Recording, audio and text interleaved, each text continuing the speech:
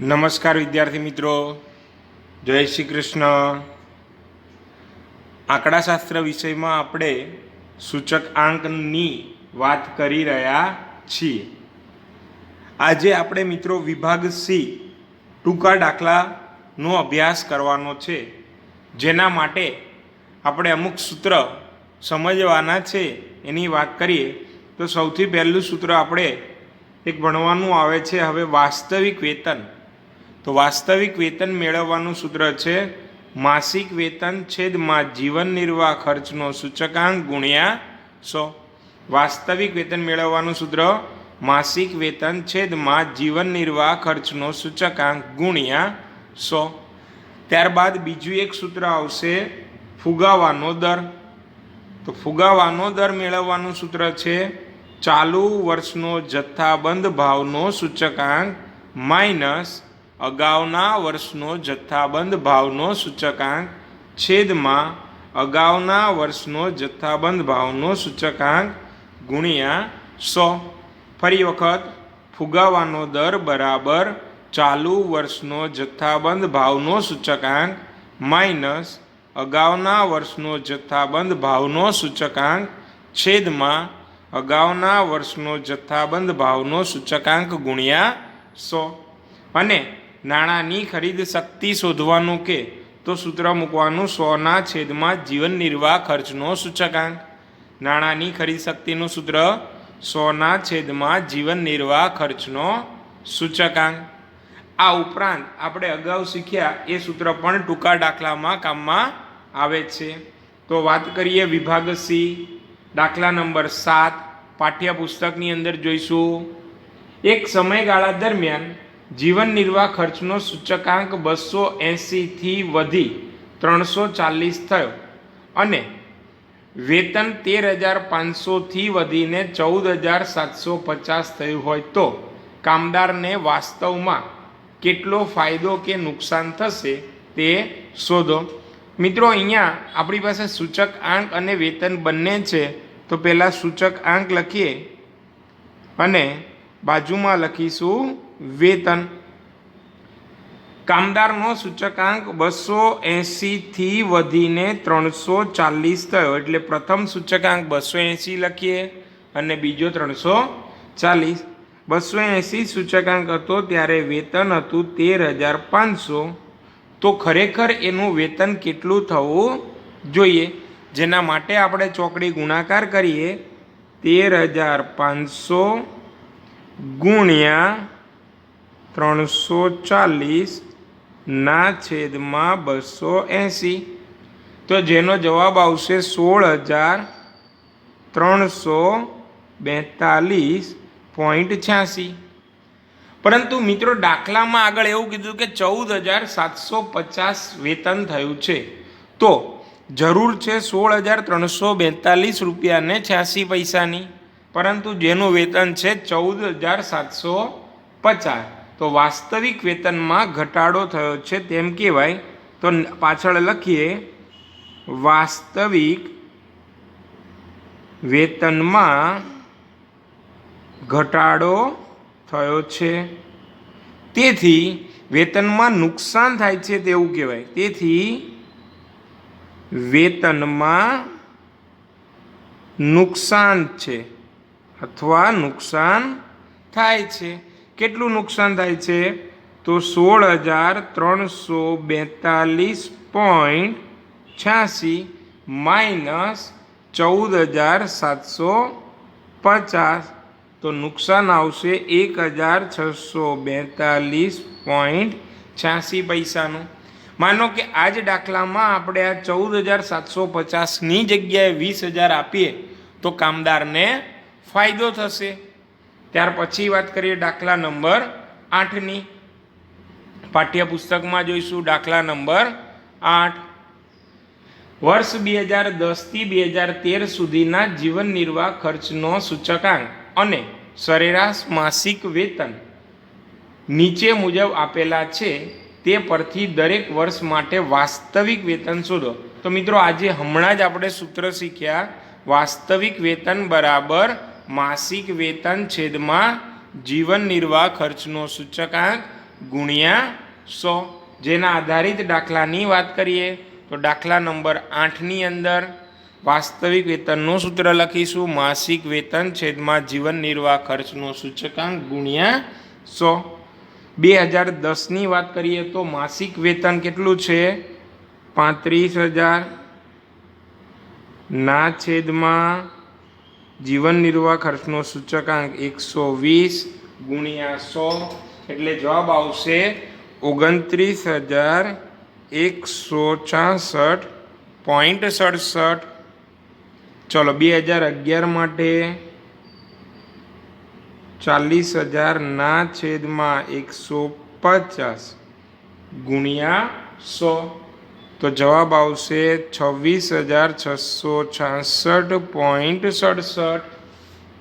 ચલો પછી તો કે 42,000 ના છેદમાં 130 ગુણ્યા 100, તો જવાબ થશે 32,307.69।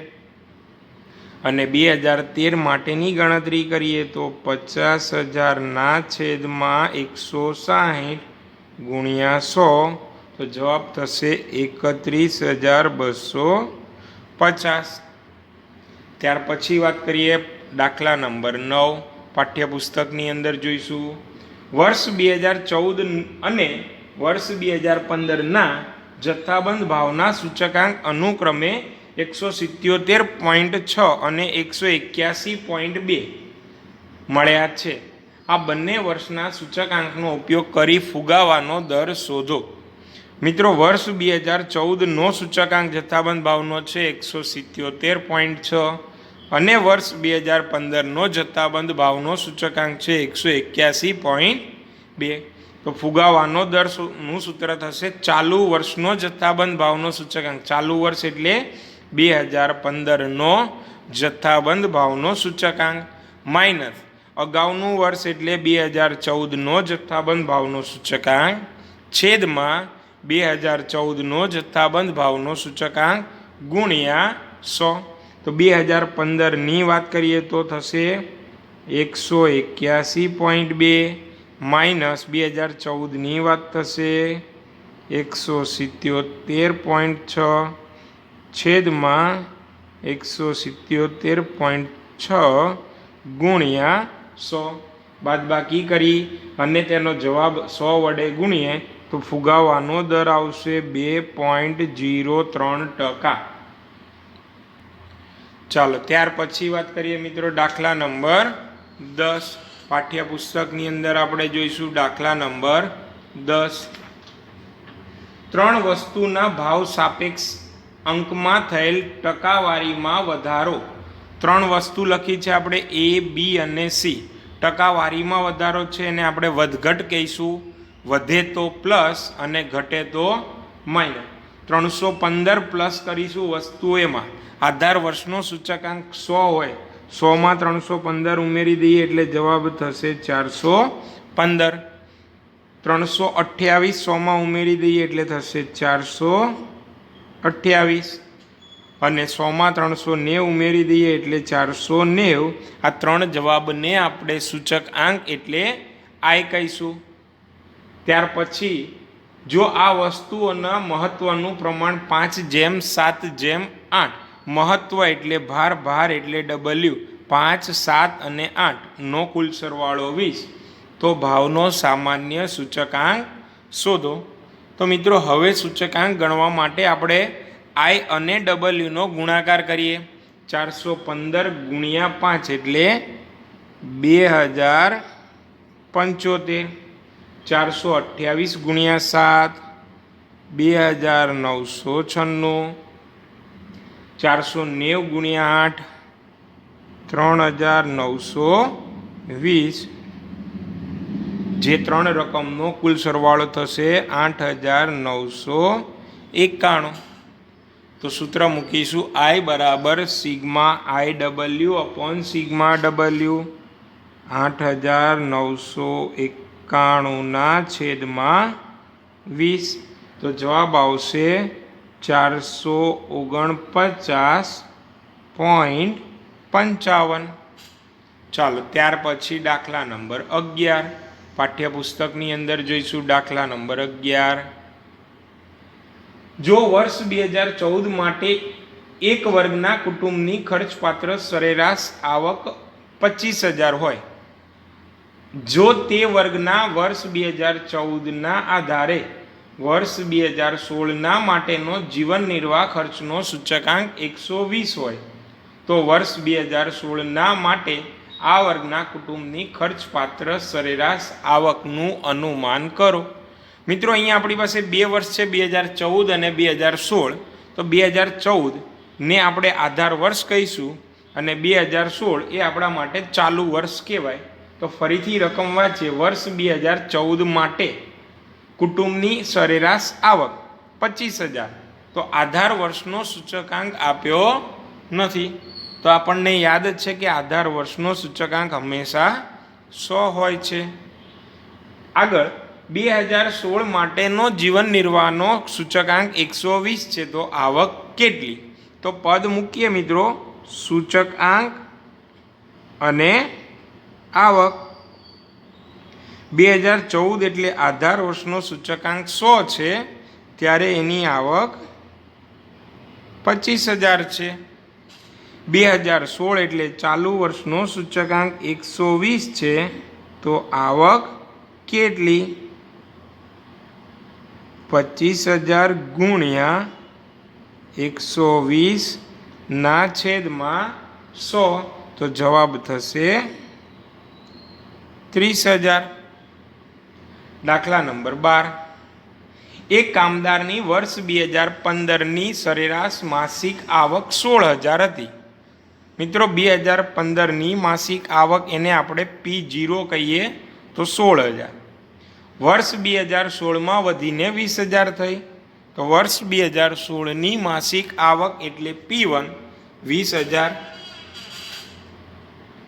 વર્ષ 2015ની સરખામણીમાં વર્ષ 2016 માટેનો સૂચકાંક શોધો. સૂચકાંક એટલે આયની ગણતરી કરો. તો આય શોધવાનું સૂત્ર P1 ના છેદમાં P0 ગુણ્યા 100. P1 એટલે 20,000, P0 એટલે 16,000 ગુણ્યા 100, ભાગાકાર કરી 100 વડે ગુણ્યા કર્યા તો એનો જવાબ મળશે I બરાબર 125.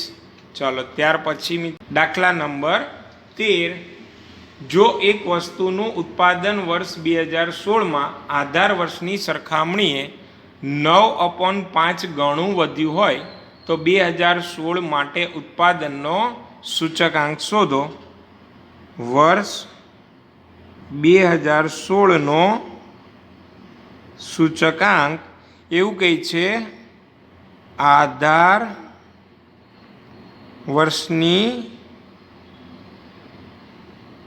સરખામણીએ 9/5 ગણું વધ્યું. મિત્રો ખાસ ધ્યાનથી જોજો, ગણું શબ્દ છે એટલે ગુણાકાર અને વધ્યું છે એટલે સરવાળો. આપણને ખ્યાલ જ છે કે આધાર વર્ષનો જવાબ 100 હોય, એને ગણું એટલે ગુણ્યા 9/5 અને વધ્યું એટલે +100. 100 ગુણ્યા 9 ભાગ્યા 5 કરીએ તો જવાબ આવશે 180 પ્લસ 100. 180 પ્લસ 100 એટલે 280. ત્યાર પછી વાત કરીએ દાખલા નંબર 14, જો IL બરાબર 221.5 અને IF બરાબર 222 હોય તો IPની કિંમત શોધો. તો મિત્રો અહીંયા આપણે સૂત્ર મૂકીશું IF બરાબર વર્ગમૂળમાં IL ગુણ્યા IP. IFની જગ્યાએ 222, ILની જગ્યાએ 221.5, IP શોધો. તો સૌપ્રથમ આપણે વર્ગમૂળ દૂર કરવું પડશે. વર્ગમૂળ દૂર કરવા માટે આપણે બંને બાજુ શું કરવું પડે? વર્ગ કરવો પડે. તો મિત્રો 222નો વર્ગ કરજો કેલ્ક્યુલેટરની અંદર, તો જવાબ આવશે 49,284. આ બાજુથી વર્ગ કરીએ એટલે વર્ગમૂળ દૂર થઈ જશે, એટલે વધશે 221.5 ગુણ્યા આઈપી. 221.5 ગુણાકારમાંથી સામે લઈ ગયા 49,284 ના છેદમાં 221.5 બરાબર આઈપી. તો માટે આઈપીનો આપણને જવાબ મળશે 222.5. તો મિત્રો આપણે અત્યારે જે દાખલા જોયા વિભાગ સીની અંદર, એની જેવા દાખલાની વાત કરીએ તો એક માત્ર ઉદાહરણ છે, ઉદાહરણ નંબર 24. તો આ દાખલાનો આપણે સ્વપ્રયત્ને અભ્યાસ કરીશું.